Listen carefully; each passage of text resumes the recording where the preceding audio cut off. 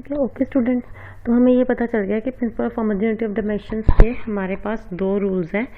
और इसमें हम एक तो ये है कि दोनों तरफ आपके पास लेफ्ट हैंड साइड और राइट हैंड साइड दोनों तरफ के डायमेंशन सेम होने चाहिए।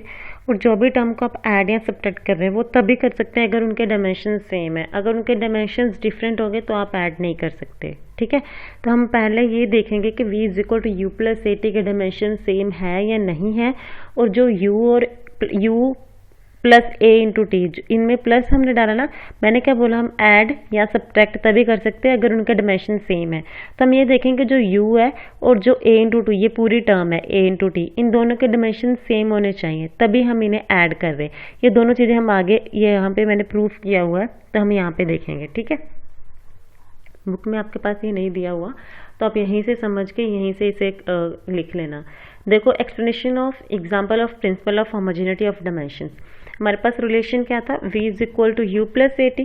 ठीक है, v भी हमारे पास वेलोसिटी है और जो u है वो भी हमारे पास क्या है, वेलोसिटी है। a हमारे पास एक्सेलरेशन है, t हमारे पास टाइम है। इन सभी के डायमेंशंस हम पहले कर चुके हैं। जो मैंने पहले आपको वीडियो सेंड की थी ना, उनमें हमने किया था ना कि डायमेंशनल फॉर्मूला हमने कैसे फाइंड करना है। उसमें मैंने आपको डायमेंशन फॉर्मूला फाइंड करके बताया था, लेंथ का, वेलोसिटी का, एक्सेलरेशन का, फोर्स का, काफ़ी सारे आपको बता दिए थे। और मैंने बाकी बोला था आप खुद कर लेना। ठीक है, तो अगर नहीं होगा वो मुझसे पूछ लेना, आप व्हाट्सअप कर सकते हैं, लेकिन व्हाट्सअप सिर्फ ग्रुप में करना है। देखो, तो अब आपके पास क्या है, v is equal to u plus a into t है। ठीक है, हमने पहले क्या देखना है कि जो लेफ्ट हैंड साइड के डायमेंशंस है वो राइट हैंड साइड के साथ सेम होने चाहिए। लेकिन हम जो भी दो टर्म्स को ऐड कर रहे हैं या सब्ट्रैक्ट कर रहे हैं, जो दो टर्म्स को ऐड कर रहे हैं उन दोनों टर्म्स का आपस में भी आपके पास डायमेंशन सेम होना चाहिए। तभी हमारे पास जो होमोजेनिटी ऑफ डायमेंशन जो प्रिंसिपल है उसके दो जो लॉ है, मेन लॉ, वो कंप्लीट होंगे। तो फर्स्ट देखिए हमारे पास क्या है, डायमेंशंस ऑफ वेलोसिटी। वेलोसिटी के डायमेंशंस हम पहले फाइंड कर चुके हैं। वहाँ पे क्या था कि m की पावर 0 है, l की पावर 1 है, t की पावर -1 है। ये हमने पहले फाइंड किया है बच्चे, पिछले वाले वीडियो में आप देख लेना वहाँ से। फिर जो u है वो भी हमारे पास क्या है, वेलोसिटी है, तो उसके डायमेंशंस भी क्या होंगे, सेम ही होंगे।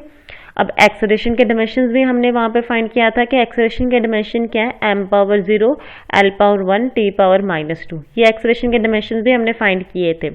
फिर टाइम के डायमेंशन हमें पता है, टाइम मतलब सिर्फ सेकंड होगा, ना तो वहाँ पे मास होगा ना लेंथ होगा, मतलब सिर्फ टाइम ही होगा, सेकंड। तो m की पावर 0, l की पावर 0, t की पावर क्या आ गई, 1 आ गई। ठीक है, अब मैंने ये प्रूव करना है कि जो लेफ्ट हैंड साइड है वो राइट हैंड साइड के इक्वल है। तो मैंने क्या किया, सभी की वैल्यूज पुट करती। यहाँ पे v के डायमेंशन क्या थे, ये थे, वो मैंने यहाँ पे लिख दिया। ठीक है, इज इक्वल टू u के डायमेंशन क्या थे, यहाँ पे फाइंड किए हुए, वो भी मैंने यहाँ पे लिख दिए। ठीक है, प्लस a के डायमेंशंस क्या थे, ये वाले डायमेंशंस है a के, वो भी मैंने यहाँ पे लिख दिया। इनटू यहाँ पे a इंटू टी है ना, इनके बीच में मल्टीप्लाई का साइन है, इंटू टी। अगर कुछ भी साइन है तभी मतलब उसका ये होता है कि मल्टीप्लाई का साइन है। ठीक है, टी के डायमेंशंस यहाँ पे वो मैंने लिख दिए। ठीक है, मैंने सारी वैल्यूज एक बार पुट कर दी। अब लेफ्ट हैंड साइड पे तो यही डायमेंशन रहने, ठीक है, वो मैंने ऐसे एज इट इज लास्ट तक लिख दिया। राइट हैंड साइड का देखो बच्चे, m power 0, l power 1, t power -1, ये as it is plus plus. अब देखो, मैंने आपको बताया था ना, जब भी दो टर्म्स आपके पास मल्टीप्लाई में होती हैं, जो सेम टर्म होती है उनकी पावर्स को हम क्या करते हैं, ऐड करते हैं। अब यहाँ पे भी m है, यहाँ पे भी m है, इसकी पावर भी 0, इसकी पावर भी 0, तो मैंने क्या लिख दिया, m 0 प्लस 0। l है, l की पावर 1 है, यहाँ पे l की पावर क्या है, 0 है, तो l की पावर क्या आ गया, 1 प्लस 0। यहाँ पे t है, t की पावर क्या है, -2 है, t की पावर क्या है, 1 है, तो t की power -2 plus 1 bracket close. Clear, ये टर्म एज इट इज साथ साथ लिखते जाओ। ठीक है, m power 0, l power 1, t power -1 plus, अब 0 प्लस 0 तो 0 ही आना है, 1 प्लस 0 भी 1 आएगा, -2 प्लस 1 बचे, मतलब प्लस माइनस माइनस, तो क्या आ जाएगा, 1 आएगा। लेकिन जो साइन बड़ा होता है वो लिखते हैं। अब 2 के आगे माइनस है और 1 के आगे प्लस है, तो बड़ा क्या हो गया, 2 वाला, उसके आगे माइनस था तो -1 आ गया।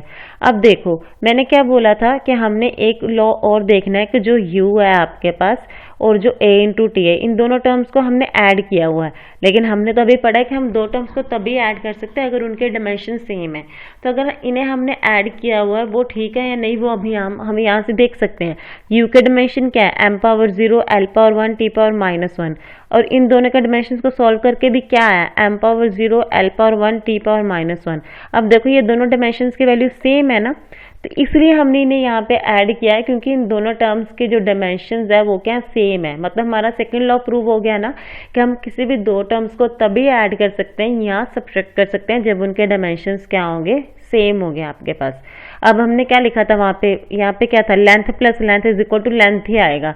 तो अगर ये वाले डायमेंशन है और ये वाले डायमेंशन है, इन दोनों डायमेंशन को प्लस करोगे तो डायमेंशन सेम ही आते हैं, ठीक है। मल्टीप्लाई में हमने ऐड करना होता है पावर्स को, लेकिन प्लस में हमने क्या करना, सेम एज इट इज एक टर्म लिख देनी है, m power 0 l power 1 t power -1। Right hand side में ये आ गया, लेफ्ट हैंड साइड में तो हमारे पास पहले ही था, मतलब लेफ्ट हैंड साइड किसके इक्वल होगी, राइट हैंड साइड की इक्वल होगी ना। तो जो फर्स्ट लॉ था principal of homogeneity of dimension का, कि ईच एंड एवरी टर्म दोनों साइड में क्या होनी चाहिए, सेम होनी चाहिए। लेफ्ट हैंड साइड किसके इक्वल होना चाहिए, राइट हैंड साइड के। वो भी हमारे पास क्या हो गया, प्रूव हो गया। तो हमने उसी एग्जाम्पल को लेके जो दो आपके पास मेन लॉ थे principal of homogeneity of dimensions के, वो हमने क्या कर दिए, प्रूव कर दिए, ठीक है। तो हमने यही करना था। इसी की एग्जाम्पल नीचे दी हुई है बच्चे, पेज नंबर आपके पास 18 है, उसमें नीचे एग्जाम्पल दी हुई है, s is equal to u t plus half a t square, ये वाली, ठीक है। यहाँ पे जैसे ये सीधा सीधा लिख देते हैं ना, मैंने जैसे यहाँ पे पूरा एक्सप्लेनेशन करके सॉल्व करके बताया, यहाँ पे ये डायरेक्ट लिखते जा रहे हैं। तो आपने ये अपने आप देखना कि ये कैसे आ रहा है, फिर भी मैं आपको एक बार थॉरली बता देती हूँ, आपने अपने आप सॉल्व करके देखना है, ठीक है। अब अगर जैसे आपको ये ऐसे क्वेश्चन आ सकते हैं आपको 3 मार्क्स का, आपको 3 मार्क्स का सिंपल ये भी आ सकता है, define the principal of homogeneity of dimensions, ऐसे आ सकता है, या फिर आपको ऐसे भी आ सकता है, that find out whether the relation is correct और नॉट। जो ये रिलेशन दिया हुआ है ये वाला, ये ठीक है या नहीं। तो हमने कैसे देखना है, हम क्या करेंगे, लेफ्ट हैंड साइड के डायमेंशंस फाइंड करेंगे, राइट हैंड साइड के डायमेंशंस फाइंड करेंगे। अगर वो दोनों इक्वल आ गए तो हम बोलेंगे हाँ कि ये डायमेंशनली आपके पास रिलेशन ठीक है। अगर नहीं आए तो हम क्या बोलेंगे, ये डायमेंशनली आपके पास रिलेशन क्या है, गलत है, ठीक है। तो पहले ये देखिए आपके पास, अब हमारे पास क्या है, s is equal to u t plus half a t square. बच्चे एस डिस्टेंस को बोलते हैं, डिस्प्लेसमेंट को बोलते हैं, ठीक है। तो डिस्टेंस के हमें पता है यूनिट्स क्या होते हैं, डिस्प्लेसमेंट भी बोल सकते हो। डिस्प्लेसमेंट मतलब शॉर्टेस्ट डिस्टेंस ही होता है, ठीक है। तो इसके यूनिट्स क्या होते हैं, मीटर होता है ना, मतलब सिर्फ मीटर। तो मतलब लेंथ की पावर क्या आ जाएगी, m पावर 0 हो गई, l पावर 1 आ जाएगी, t पावर 0 हो जाएगी, क्योंकि इसके सिर्फ यूनिट्स क्या होते हैं, मीटर ही होते हैं, ठीक है। वेलोसिटी के भी हमने पहले फाइंड किए हुए हैं डायमेंशन, वही एज इट इज लिखना है। एक्स हमें क्या क्या चाहिए, यू क्या वेलोसिटी है, वेलोसिटी के डायमेंशन लिख लिए। टी के डायमेंशन हमें पता है टाइम के, ठीक है, वो लिख लिए। हाफ मैंने बोला था, जो हाफ है वो क्या न्यूमेरिकल वैल्यू है ना, न्यूमेरिकल वैल्यू का कोई डायमेंशन नहीं होता है, इसे हमने छोड़ देना है, ठीक है। ये हमारे पास एग्जिस्ट ही नहीं करता, छोड़ दो इसे। ए के डायमेंशन हमने फाइंड किए हुए हैं, वो लिख लिया। टी के डायमेंशन हमने पता है, टी पावर 1 वो लिख लिया, ठीक है। अब सभी की वैल्यूज इस रिलेशन में पुट करना है। एस की जगह पे मैंने लिख दिया l पावर 1, यू की जगह पे l power 1, T power -1, T की जगह पे टी पावर 1 प्लस हाफ की जगह पे कुछ नहीं लिखना, ए की जगह पे l पावर 1 टी पावर -2, और जो टी पावर 1 है उसकी जगह पे क्या आएगा बच्चे, टी पावर 1 थी लेकिन बाहर क्या था, स्क्वायर था, 1 इंटू 2 क्या हो जाएगा, 2 हो जाएगा। ये सब कुछ उन्होंने नीचे यहाँ पे लिखा हुआ है, देखो। एस के तो सिंपल पता थे, ठीक है, वो नहीं लिखा उन्होंने, सिर्फ देखो लेफ्ट हैंड साइड का सिर्फ यहाँ पे लिख दिया l पावर 1, बाकी दोनों टर्म 0 है, ठीक है। अब राइट हैंड साइड के सॉल्व करने हैं। राइट हैंड साइड में क्या है, u इंटू टी है, u इंटू टी, यू के डायमेंशन क्या थे, ये वाले थे ना, m नहीं लिखा मतलब उसकी पावर 0 है, वो यहाँ पे उन्होंने m पावर 0 लिख दी। आप लिखो ना लिखो मतलब सेम ही है, ठीक है। u की वैल्यू लिख दी, t की वैल्यू लिख दी। अब मल्टीप्लाई है, डॉट का मतलब मल्टीप्लाई होता है, ठीक है, मल्टीप्लाई है, बेस सेम पावर ऐड कर दो। ये m power 0 m power 0, 0 plus 0 0 ही हो जाएगा। l power 1 l power 0, 1 plus 0 क्या हो गया, 1 हो गया। टी पावर -1 है, टी पावर 1 है, -1 प्लस 1 क्या हो जाएगा, 1 -1 0 ही हो गया ना। तो यहाँ पे क्या आ गया, 0 आ गया। ये किसके डायमेंशन आ गए आपके पास, u इंटू टी के। अब ऐसे ही आपने क्या करना है, ये वाले टर्म के डायमेंशन फाइंड करने हैं, हाफ इंटू ए टी स्क्वायर। हाफ के तो कोई डायमेंशन है ही नहीं, छोड़ दो। ए के डायमेंशन हमने यहाँ पे लिखे हैं, वो वाले यहाँ पे लिख दो, m power 0, l power 1, t power -2। T के हमें डायमेंशन पता है, टी पावर 1 है, ठीक है, लेकिन बाहर क्या था, स्क्वायर था, तो 1 इंटू 2 क्या हो जाएगा, 2 हो जाएगा। वैसे सेम आपने क्या करना है, बेस आपके पास क्या है, m l t base same है, मल्टीप्लाई में पावर ऐड कर दो, 0 प्लस 0 0 हो जाएगा, 1 प्लस 0 1 हो जाएगा, -2 प्लस 2 क्या हो जाएगा, 0 हो जाएगा। ठीक है, अब देखो इन दोनों टर्म्स को ऐड किया हुआ है ना, तो पहले तो इन दोनों का डायमेंशन सेम होने चाहिए। तो देखो इन दोनों का डायमेंशन सेम आ गया आपके पास। ठीक है, तो दोनों को फिर हम ऐसे लिख सकते हैं, जो लेफ्ट हैंड साइड उसका डायमेंशन भी क्या है, m power 0 l power 1 t power 0। Right hand side पे भी वही आ गया, तो इसका मतलब लेफ्ट हैंड साइड किसके इक्वल है, राइट हैंड साइड के इक्वल है। तो इससे आपके पास क्या प्रूव हो गया कि हाँ कि जो ये रिलेशन है वो आपके पास क्या है, डायमेंशनली करेक्ट रिलेशन है। मतलब आपने जो रिलेशन करेक्ट फाइंड। ठीक है बच्चे, तो यहाँ से हमारे पास ये हमने क्या किया है, principal of homogeneity of dimensions किया, जिसके दो रूल है और उन दोनों लॉ बोल दो, रूल बोल दो। ठीक है, उन दोनों का एप्लीकेबल करके हमने ये फाइंड करना होता है कि आपके पास जो भी इक्वेशन दी हुई है वो ठीक है या गलत है, डायमेंशनली ठीक है या गलत है। तो उसमें हमने बस यही देखना है कि हमने लेफ्ट हैंड साइड के फाइंड कर लेने, राइट हैंड साइड के फाइंड कर लेने। अगर तो वो दोनों सेम आ गए तो आपके पास वो रिलेशन ठीक है, अगर वो डिफरेंट आ गए तो आपके पास रिलेशन क्या हो जाएगा, इनकरेक्ट हो जाएगा।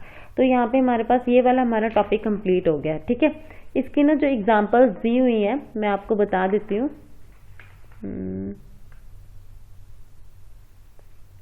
बच्चे पेज नंबर 20 पे जो फर्स्ट एग्जांपल वो मैंने आपको एक्सप्लेन कर दिया। ठीक है, वो करनी है। सेकंड एग्जांपल आपने करनी है, और जो इसके साथ रिलेटेड है इस वाले टॉपिक के साथ, फर्स्ट और सेकंड ये दोनों एग्जांपल आपने करनी है। फर्स्ट मैंने करवा दी, सिर्फ सेकंड ही आपने करनी है।